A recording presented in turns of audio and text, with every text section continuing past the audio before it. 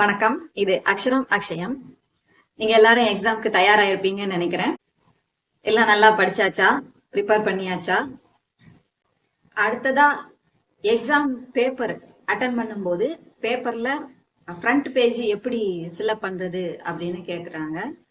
எப்படி பிராத்மிக்ல இங்கிலீஷ்லயும் தமிழ்லயும் கொடுத்துருக்குதோ அதே மாதிரிதான் அந்த மத்தியமா ராஷ்டிர பாஷால கொடுத்துருக்க போகுது. அதனால உங்களுக்கு நீங்க இங்கிலீஷ் தமிழ்ல இருக்கிறதுனால நீங்க வாசிச்சு அதை புரிஞ்சுக்கலாம். அது கஷ்டம் கிடையாது. பிராத்மிக் மத்தியமா ராஷ்டிர பாஷா எல்லாமே ஒரே மாதிரி. ஆனா பிரவேசிக்கால இருந்து சில விஷயங்கள் ஹிந்தில அவங்க கொடுத்துருக்காங்க அப்படிங்கறதுனால அந்த இத ஒரு பேப்பர்ல நான் எழுதி வச்சிருக்கிறேன். அதாவது பாக்ஸ் போட்டு எந்தெந்த இடத்துல எப்படி எப்படி கொடுத்துருப்பாங்க, அது என்னது அப்படிங்கறத நம்ம பார்ப்போம். அதோட அந்த பேப்பர்ல கீழே சில சூச்சனா அப்படின்னு ஹிந்தில கொடுத்துருப்பாங்க.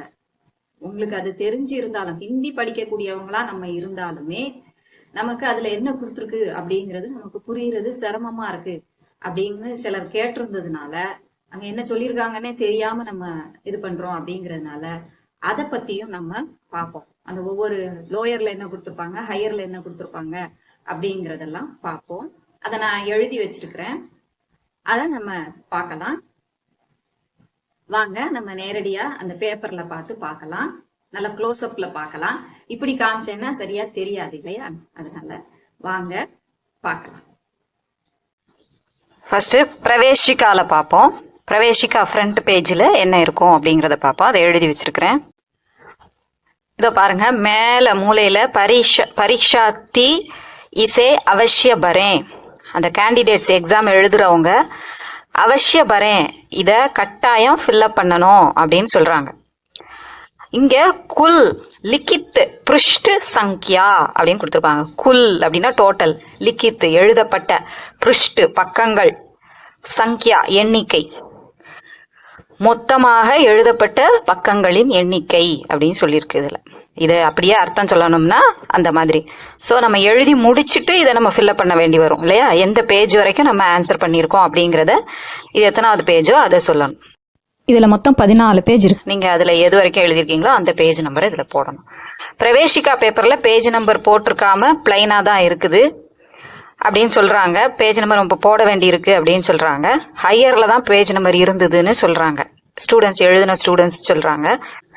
இங்க அதே மாதிரி பிரவேசிக்கா நேம் இங்க கொடுத்துருக்கு. அதுக்கு இந்த பக்கம் பரீட்சாக்கி தாரிக்கு. ஸோ இந்த இடத்துல நீங்க டேட் எழுதணும். இங்க டாட் டாட்டா வச்சு கோடு இருக்கு, இங்க டேட் எழுதணும். அப்புறம் கிரம சங்கியா அப்படின்னு கொடுத்து, இதுதான் நீங்க ஹால் டிக்கெட் நம்பர். அந்த பாக்ஸ் போட்டிருக்கதை பார்த்தாலே உங்களுக்கு தெரியுது. இந்த இடத்துல நம்ம ஹால் டிக்கெட் நம்பரை ஃபில்அப் பண்ணணும். ஏன்னா பிராத்மிக் மத்தியமா எல்லாத்துலயும் இதை மாதிரி பாக்ஸ் போட்டு எழுதினது நமக்கு ஞாபகம் இருக்கும் இல்லையா? ஸோ இந்த இடத்துல நம்ம டேட் எழுதுறோம். இப்போ இதுலயே இந்த பக்கம் கட்டங்கட்டமா போட்டு, இந்த கேப்ல கட்டங்கட்டமா போட்டு, அது பேப்பர் கரெக்ட் பண்றவங்களுக்கு, அதாவது வேல்யூ பண்றவங்களுக்கு அவங்களோட இதுதான். இந்த பக்கம் மாணவர் கையொப்பம்னு தமிழ்ல தான் பிரவேசிக்கால கொடுத்துருக்கு. இந்த இடத்துல நீங்க சைன் வைக்கணும். மற்றபடி இந்த பக்கம் எல்லாம் என்னெல்லாம் இருந்தாலும் சரி, அதெல்லாம் நீங்க எழுதக்கூடாது. நீங்க எதை எழுதணுமோ அதை மட்டும்தான் இதுல நான் போட்டு வச்சிருக்கேன். அப்பதான் உங்களுக்கு அது மட்டும் ஞாபகம் இருக்கும் அப்படிங்கிறதுனால. ஸோ இந்த இதுல காமிச்சிருக்கிறது மட்டும்தான். இதெல்லாம் முதல்ல ஃபில்அப் பண்ணிட்டு இதை கடைசியில நம்ம எக்ஸாம் எழுதி முடிச்ச பிறகு ஃபில்அப் பண்ண போறோம். இப்போ நம்ம ஹையர் எக்ஸாம்குள்ளதை பார்ப்போம். விஷாரத் பூர்வாத், விஷாரத் உத்ராத், பிரவீன் பூர்வாத், பிரவீன் உத்ராத், இது எல்லாத்துலயுமே ஒரே மாதிரி தான் முன்னால கொடுத்துருப்பாங்க. எக்ஸாம் நேம் தான் மாறி இருக்கும், வேற வேற கலர்ல கொடுத்துருப்பாங்க.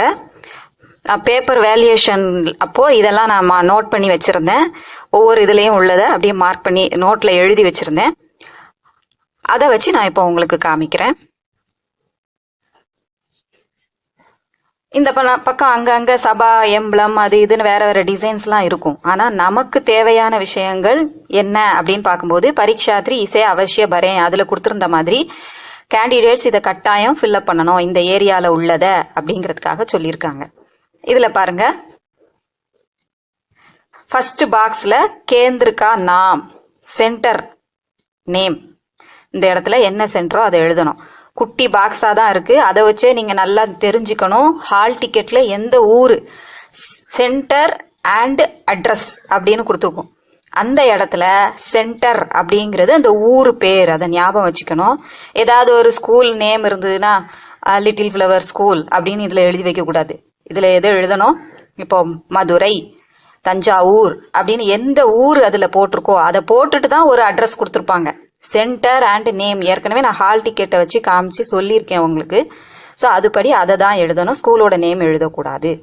இந்த பக்கத்துல ஒவ்வொரு எக்ஸாமோட நேமும் இப்ப கொடுத்துருக்கோம். நம்ம இங்கே வச்சிருக்கிறது பிரவீன் உத்ராத்னு இருக்கிற மாதிரி விஷாரத் பூர்வாத், விஷாரத் உத்ராத், பிரவீன் பூர்வாத், பிரவீன் உத்ராத் எல்லாமே இந்த இடத்துல நேம் மட்டும் மாறி இருக்கும். மற்றபடி இதெல்லாம் ஒரே மாதிரி தான் இருக்கும் 4 எக்ஸாமுக்கும். அதே சமயம் கலர் மட்டும் வேற வேற இருக்கும். ஒரு இதுல ரோஸ், ஒரு இதுல ப்ளூ, ஒரு இதுல கிரீன், ஒரு இதுல லைட்டா ஆரஞ்சு டைப்ல இருக்கும். ஸோ அந்த மாதிரி கலர்கள்ல இருக்கும். மற்றபடி இந்த பாக்ஸ் இப்படி கொடுத்துருப்பாங்க. பிரஷ்ன பத்ரிகி சங்யா. இது என்ன பிரஷ்ன பத்ரிகி சங்யா? எந்த பேப்பர் அப்படின்னு சொன்னா, ஃபர்ஸ்ட் பேப்பர் எழுதுறோமா, செகண்ட் பேப்பர் எழுதுறோமா அப்படிங்கிறது நீங்க இங்கிலீஷ்லயே எழுதிக்கலாம். பேப்பர் 1, பேப்பர் 2 அப்படிங்கறத எழுதிக்கலாம். அதுக்கப்புறம் பரீட்சா கி தாரீக், இங்க வந்து டேட் மந்த் இயர் அப்படின்னு அதை பிரிச்சு போடணும். இங்க 2 டிஜிட் போடுங்க, இங்க 2 டிஜிட் போடுங்க. ஒரு டிஜிட் இருந்தாலும் 0 போட்டு நம்ம இந்த தடவை 8 போடணும் இல்லையா இந்த இடத்துல. ஸோ அந்த டேட்டை அதை மாதிரி போடுங்க. அப்புறம் பரீட்சா கிரம சங்கியா, இது ஹால் டிக்கெட்ல உங்களுடைய எக்ஸாம் நம்பர், ரோல் நம்பர். அது கீழே இங்க இங்கிலீஷ்ல கொடுத்துருக்கு, இங்கேயும் கொடுத்துருக்கு இங்கிலீஷ்ல, இங்கேயும் இங்கிலீஷ்ல கொடுத்துருக்கு. ஆனா இதுல எல்லாம் கொடுக்கல, இதெல்லாம் ஹிந்தியில இருக்கு. அதுக்கப்புறம் இங்க கீழே இங்க ஒரு பாக்ஸ், அப்பதான் சொன்ன மாதிரி பிரவேசிக்கால சொன்ன மாதிரி இந்த இடத்துல எல்லாம் பாக்ஸ் இருக்கும். அது அந்த வேல்யூவேஷன் பண்ற, அந்த வேல்யூ பண்றவங்களோட இது, அதாவது பேப்பர் கரெக்ஷன் பண்றவங்களோடது. அது ஆக்சுவலா பேப்பர் கரெக்ஷன் சொல்லக்கூடாது, அது கரெக்ஷன் இல்ல, வேல்யூவேஷன். நம்ம எழுதுனதுக்கு வேல்யூ பண்றாங்க, அதை வந்து பேப்பர் கரெக்ஷன் சொல்லக்கூடாது. உங்களுக்கு புரியணுங்கிறதுக்காக அதை அப்படி சொல்றேன். டோட்டல் நம்பர் ஆஃப் பேஜ் வந்து இதுல கிடையாது, ஹையருக்கு கேட்கல, பிரவேசிக்கால தான் இருக்கு. இதுல வந்து அது கேட்கவே இல்லை. ஸோ நம்ம சென்டர் நேம் எழுத போறோம். அதுக்கப்புறம் எத்தனாவது பேப்பர், ஃபர்ஸ்ட் பேப்பரா செகண்ட் பேப்பரா அப்படிங்கறத எழுத போறோம். அதுக்கப்புறம் டேட் எழுத போறோம். இந்த பக்கம் எக்ஸாமினேஷன் ரோல் நம்பர், அது ரெண்டும் உங்களுக்கு இங்கிலீஷ்ல கொடுத்துருக்கிறதுனால உங்களுக்கு பிரச்சனை இல்லை. மற்றபடி இதை நல்லா கவனிச்சு இதை ஃபில்அப் பண்ணுங்க. ஃபில்அப் பண்றது பெரிய விஷயமே இல்லை இந்த இடத்துல. ஓகேவா? இப்போ இதுல கொடுத்துருக்கிற இன்ஸ்ட்ரக்ஷன் பார்ப்போம். ஃபர்ஸ்ட் பிரவேசிக்கால உள்ள விசேஷ் சூச்சனா பார்க்கலாம். மொத்தம் 5 குறிப்புகள் இருக்கு. 1வது क्रम संख्या तथा कुल पृष्ठ संख्या अंतरराष्ट्रीय नंबरों में जैसे 1, 2, 3 लिखें. அதாவது நம்ம ரோமன் லெட்டர் எழுதுவோம்ல, அத மாதிரி போடாம நம்மளுடைய அந்த அரபிக் நம்பர்னு சொல்றோம்ல, அதை இன்டர்நேஷனல் நம்பர் அந்த லிபியில நம்மள எழுத சொல்றாங்க. அதாவது நம்பர்ஸ் எல்லாம் கொஸ்டின் பேப்பர்ல எந்த மாதிரி நம்பர் போட்டிருக்கு அப்படிங்கறத வச்சு அந்த மாதிரியான நம்பர், அதுக்கு பிராக்கெட்ல கொடுத்துருக்காங்க. 1, 2, 3 ஜெய்சே 1, 2, 3ன்னு கொடுத்துருக்காங்கல்ல, அந்த மாதிரி நம்பர் தான் போடணும். நம்ம ரோமன் லெட்டர் மாதிரி 1 ஃபர்ஸ்ட் செகண்ட் அப்படிங்கிறதுக்கு போடுற மாதிரி நம்ம போடக்கூடாது. காகஸுக்கே தோனோ தரஃப் ஜவாப் லிக்கேன், பேப்பர்ல 2 சைடும் ஆன்சர் எழுதுங்க அப்படின்னு சொல்றாங்க. அதே சமயம் இப்ப கொஞ்ச நேரத்துக்கு முன்னாடி நம்ம ஃப்ரண்ட் பேஜ் ஃபில்அப் பண்றது எப்படின்னு பார்த்தோம் இல்லையா, அந்த பேப்பருக்கு பின்னால அதனுடைய பேக் சைடுல கோடு போடாம இருக்கும், அந்த பக்கம் எழுதக்கூடாது. அதுலயும் சொல்லியிருப்பாங்க, பிரவேசிக்கால சொல்லியிருக்க மாட்டாங்க, ஆனா பிளைனா அது இருக்கும், அதுல நம்ம எழுதக்கூடாது. ஆனா ஹையர்ல சொல்லியிருப்பாங்க, இஸ் பிருஷ்டுமே உத்தர்நலிக்கேன்னு ஹையர் பேப்பர்ல போட்டிருப்பாங்க. பிரவேசிக்கால போடாம இருக்கு, இந்த தடவை போட்டிருந்தாங்களா என்னன்னு தெரியல, போட்டிருக்காங்களா என்னன்னு தெரியல. அந்த பக்கம் எழுதக்கூடாது, எங்கெல்லாம் கோடு போட்ட பேப்பர்ல மட்டும்தான் எழுதணும். அங்கிருந்து தான் உங்களுக்கு ஃபர்ஸ்ட் பேஜ் ஆரம்பிக்குது. ஸோ 2 பேஜ்லயும் பேக் டு பேக் எழுதணும் அப்படின்னு சொல்லியிருக்காங்க. அப்படி விட்டு எழுதணும்னா நமக்கு எக்ஸ்ட்ரா பேப்பர் கிடைக்காது, அப்புறம் கடைசியில போய் திண்டாடக்கூடாது. அதுவும் போக நம்ம கொஞ்சம் தான் எழுதுறோம், நமக்கு போதும் அப்படிங்கிற மாதிரி நினைச்சிட்டும் ஒரு பேஜை அந்த பின்பக்கத்தை விட்டுட்டு எழுதாதீங்க. அந்த பேஜ் எதுவும் காலியா நம்ம விட்டோம்னா அது அவங்களுக்கு அது ஏதாவது ரூல்ஸ் படி அதுல ஏதாவது அவங்க ஆக்ஷன் எடுக்க வேண்டி இருக்கும். प्रश्नों की क्रम संख्या व खंड अंतरराष्ट्रीय नंबरों में हाशिए मार्जिन में लिखें. இப்போ ஒவ்வொரு கொஸ்டினுக்கும் ஃபர்ஸ்ட் ரோமன் லெட்டரா இருக்கக்கூடியதையும் அந்த மாதிரி தான் எழுத சொன்னாங்க இல்லையா. ஒரு பெரிய கொஸ்டின், அதுக்கு உள்ள கிளை நம்பர்கள்லாம் இருக்கு, 1 2 3ன்னு இருக்கும். சில இதுல அ ஆ இன்னு இருந்ததுன்னா அதையே எழுதணும். எங்கேயுமே இந்த ரோமன் லெட்டரை உபயோகப்படுத்தக்கூடாது. கொஸ்டின்ல எது எதுக்கு என்ன நம்பர் கொடுத்துருக்கோ அதே வடிவத்துல எழுதணும். அதுவும் மார்ஜினுக்கு வெளியில எழுதணும் அப்படின்னு சொல்றாங்க. உள்ள எழுதிடாதீங்க, மார்ஜினுக்கு வெளியில எழுதணும். அப்ப மார்ஜின்ல எழுதினாதான் பளிச்சுன்னு அந்த நம்பர் தெரியும் அப்படிங்கறத சொல்லியிருக்காங்க. உத்தர் புஸ்தகமே சே காகஸ் ந ஃபாடே. ஆன்சர் புக்ல இருந்து பேப்பரை கிழிக்காதீங்க. எந்த பேப்பரையும் அசிங்கமா எழுதிட்டோம், கட் பண்ணிருக்கோம் நிறைய அப்படி இப்படின்னு சொல்லி ஏதாவது ஒரு காரணத்துக்காக கிழிச்சிடாதீங்க. அது எப்படி இருக்கோ அது அப்படியே அதிலே தான் இருக்கணும். கிழிச்சிட்டீங்கன்னா அப்புறம் அந்த பேப்பர் செல்லாதுன்னு ஆக்கிடுவாங்க. உத்தர் புஸ்தகமே கஹி பி அப்பனா நாம் ந லிக்கே. ஆன்சர் பேப்பர்ல எங்கேயும் உங்க பேரை எழுதக்கூடாது அப்படின்னு சொல்றாங்க. ஸோ இதெல்லாம் அவங்க சொல்லியிருக்கிற ரூல்ஸ், இன்ஸ்ட்ரக்ஷன்ஸ். இதை நம்ம ஃபாலோ பண்ணணும். இது பிரவேசிக்கால போட்டிருப்பாங்க. மற்றபடி ஹையருக்கு என்னெல்லாம் சொல்லியிருக்காங்க அப்படிங்கறது பார்ப்போம். ஹையர்ல 4 பேப்பருக்கும் காமன் தான். பார்க்கலாம்.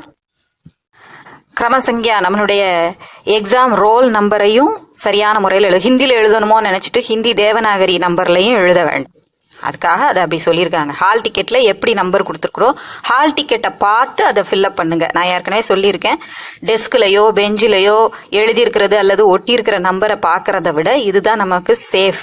நம்மளுடைய ஹால் டிக்கெட்ல, நம்ம பேர் போட்ட ஹால் டிக்கெட்ல நம்மளுடைய நம்பரை பார்த்து எழுதுறது தான் நல்லது. பை மிஸ்டேக் அதுல ஏதாவது அழிஞ்சிருக்கலாம், ஏதாவது ஒரு நம்பர் சாக்பீஸ்ல எழுதுனதுனால அழிஞ்சிருக்கலாம், அந்த நம்பரை விட்டுட்டு நீங்க எழுதிட்டீங்கன்னா அப்புறம் அது பேப்பர் எங்க யாருடையதுன்னு கண்டுபிடிக்கிறது அவங்களுக்கு சிரமமா போயிடும். அதனால சொல்லியிருக்காங்க அப்படி கரெக்டா நம்பரை எழுதுங்க. இப்போ விஷாரத் பூர்வாத், விஷாரத் உத்ராத், பிரவீன் பூர்வாத், பிரவீன் உத்ராத், இது எல்லாத்துக்கும் காமனா உள்ள இன்ஸ்ட்ரக்ஷன் என்னன்னு பார்ப்போம். பிரவேசிகால சொன்ன அந்த 5 பிளஸ் இதுல எக்ஸ்ட்ராவா 2 சொல்லியிருக்காங்க. அதே சமயம் क्रम संख्या तथा कुल पृष्ठ संख्या अंतरराष्ट्रीय नंबरों में जैसे 1 2 3 लिखे அப்படின்னு கொடுத்துருக்கு. கிரம சங்கியா நம்ம register exam roll number okay. குல் பிருஷ்ட சங்கியாக்கு இங்க இடம் கொடுக்கல. பிரவேசிக்கால சொல்லி இருக்கிற மாதிரி இங்க கொடுக்கல.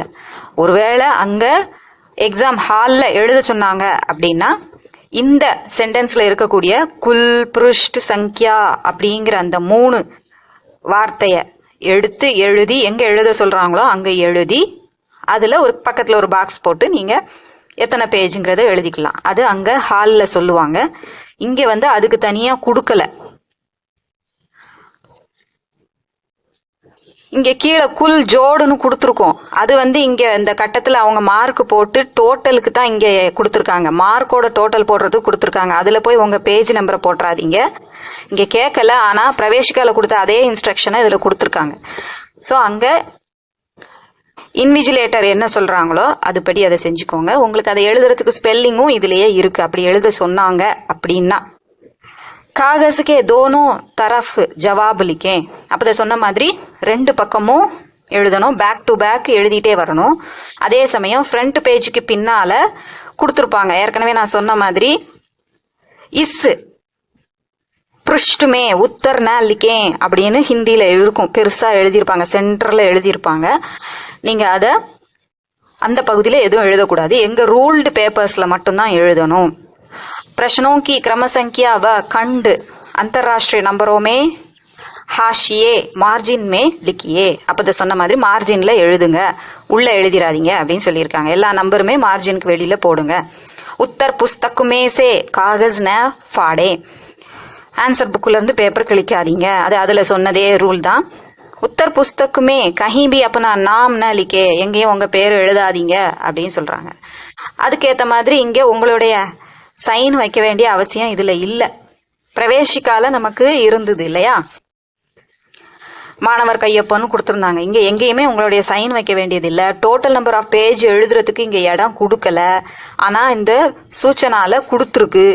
ஸோ அங்க எதே எழுத சொன்னாங்க அப்படின்னா நீங்க அந்த வார்த்தையை யூஸ் பண்ணி எழுதிக்கோங்க. अनुवाद के प्रश्नों का उत्तर इसी पुस्तक में लिखें. டிரான்ஸ்லேஷன் அதையும் இதே பேப்பர்ல எழுதுங்க அப்படின்னு சொல்றாங்க. டிரான்ஸ்லேஷனையும் இதிலே தான் எழுதணும் அப்படிங்கிறாங்க. இஸ் உத்தர் புஸ்தக்குமே குல் 22 पृष्ठ है, இதுல 22 பேஜ் இருக்கு அப்படின்னு சொல்லியிருக்காங்க. பேஜ் அது போதும் நமக்கு. இன்ஹி மே ஆப்கோ உத்தர் லிக்னா அனிவாரிய ஹே, அதுக்கு உள்ளதான் நம்ம எழுத வேண்டியது அவசியம், அனிவாரிய, கட்டாயமா அதுக்குள்ளதான் எழுதணும். அதிரிக்த் காகஸ் நஹி தியா ஜாயேகா, அதிகமாக எக்ஸ்ட்ரா பேப்பர் நமக்கு தரப்படாது அப்படின்னு சொல்லி சொல்றாங்க. இது உங்களுக்கு யூஸ்ஃபுல்லா இருந்திருக்கும்னு நினைக்கிறேன். நல்லபடியா எக்ஸாம் எழுதுங்க. இன்னும் இருக்கிற இந்த ஒரு வாரத்தை லோயரும், இன்னும் 2 வாரம் இருக்கு உங்களுக்கு, அதை ஹையரும் யூஸ் பண்ணி நல்லா யூட்டிலைஸ் பண்ணி நல்லா படிச்சுக்கோங்க. பிளான் பண்ணி எல்லா ரோமன் லெட்டர்லயும் அட்டன் பண்ற மாதிரி படிச்சுக்கோங்க. ஒரே ரோமன் லெட்டர்ல உள்ளத ஒரே சாப்டர்ல நிறைய படிச்சுட்டு ஏதாவது ஒரு சாப்டர் படிக்காமலே விட்டுறாதீங்க. அதனால நீங்க எக்ஸாமுக்கு போறதுக்கு ஒரு 4 நாள் இருக்கிறதுக்கு முன்னாடி ஒரு ரீசெக் பண்ணிக்கோங்க, என்ன போர்ஷன் எல்லாம் நம்ம கம்ப்ளீட் பண்ணிருக்கோம், எல்லாமே அங்க எக்ஸாமுக்கு போனா அட்டன் பண்ற மாதிரி இருக்கா அப்படிங்கறத நீங்க பாத்துக்கோங்க. இப்ப ஒரு ரோமன் லெட்டர்ல உள்ள ப்ரோஸ்ல உள்ள 4 எஸ்ஸே நீங்க படிச்சிருந்தாலும் 4 எஸ்ஸே நல்லா தெரியும் அப்படின்னாலும் அதை போய் நீங்க ஏகாங்கிலேயோ எதுலயோ எழுத முடியாது, நாட்டக்கிலேயோ எதுலயோ எழுத முடியாது. சோ அது எப்படி இருந்தாலும் அதுல ஒண்ணுதான் நம்ம எழுத முடியும். 4 படிச்சிருந்தும் ஒண்ணுதான் நம்ம எக்ஸாம்ல எழுத முடியும். அப்படிங்கும் போது மத்த ரோமன் லெட்டர்ல எல்லாத்துலயும் ஒண்ணாவது அட்லீஸ்ட் உங்களுக்கு தெரிஞ்சிருந்ததுன்னா உங்களால அட்டன் பண்ண முடியும். அதனால அதை முதல்ல செக் பண்ணிக்கோங்க. எல்லா ரோமன் லெட்டரும் நம்ம கம்ப்ளீட் பண்ணிட்டோமா, ரிவைஸ் பண்ணிட்டோமா, படிச்சிட்டோமா, ஏதாவது விட்டு போயிருக்கா அப்படின்னு. மாடல் கொஸ்டின் ஏதாவது கையில இருந்ததுன்னா அதை எடுத்து ஒவ்வொரு ரோமன் லெட்டர்லயும் நீங்க என்னெல்லாம் படிச்சிருக்கீங்க அப்படிங்கறத மார்க் பண்ணி ஒரு தடவை செக் பண்ணிக்கோங்க. செக் பண்ணீங்க அப்படின்னா நம்ம தைரியமா போகலாம், கான்பிடன்ஸோட போகலாம். அதனால நல்லா படிச்சு கான்பிடன்ஸோட நல்லா எழுதுங்க. All the best. பிடிச்சிருந்தா லைக் பண்ணுங்க. இது உங்களுக்கு யூஸ்ஃபுல்லா இருக்கும் அப்படின்னு நினைச்சிருந்தீங்கன்னா ஷேர் பண்ணுங்க, சப்ஸ்கிரைப் பண்ணுங்க. நன்றி, வணக்கம்.